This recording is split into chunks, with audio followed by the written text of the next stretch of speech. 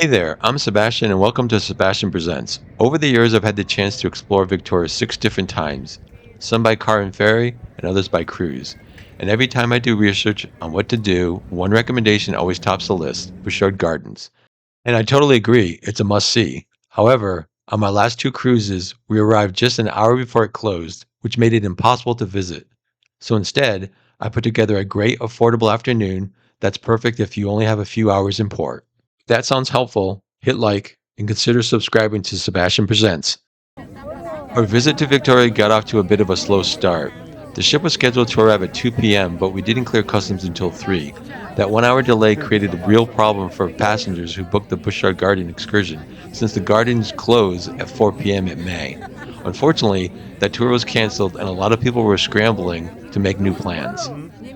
Luckily, we had built in some flexibility. To kick off our self-guided tour around the inner harbor, I booked afternoon tea at the Pendray Tea House.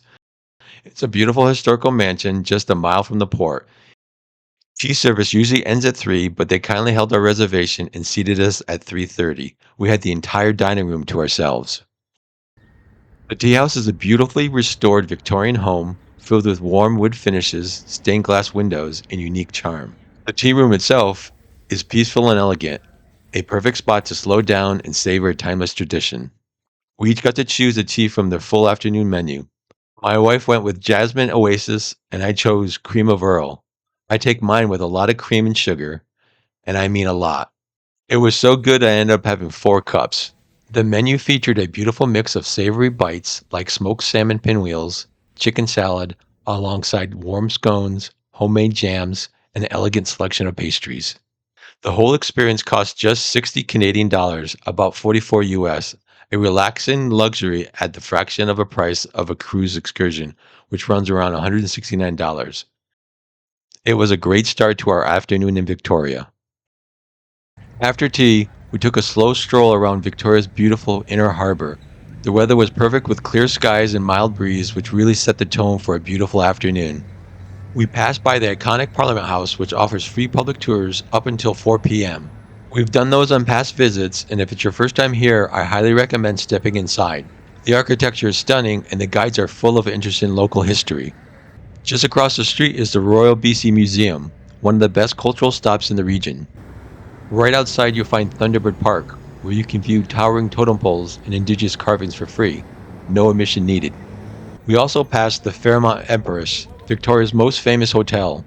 It's elegant, historic, and beautifully preserved. Their high tea is popular with visitors, but we were super happy with our Pendray experience. Still, if you've never been inside the Empress, it's worth taking a peek into the lobby or grabbing a drink in the lounge. On the walk back to the ship, we took our time following the waterfront trail past Peter Pollan Park, a peaceful green space with wide harbor views and benches facing the water.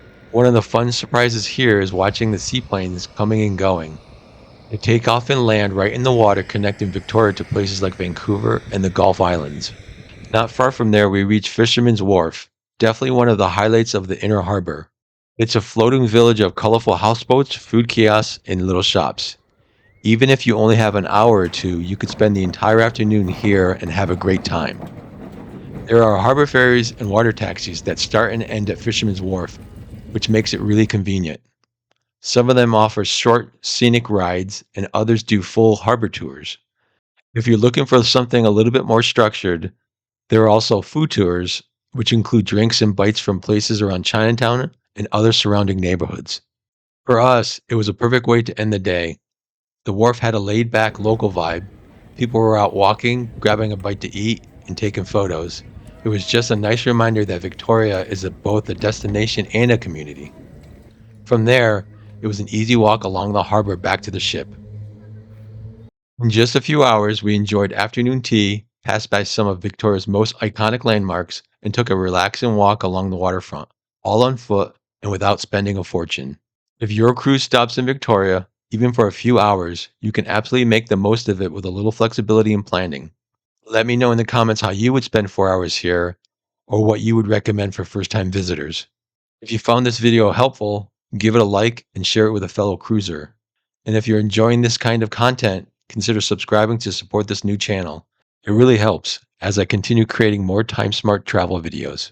Thanks for coming along for this short but memorable stop in Victoria. Until next time, travel smart and experience more.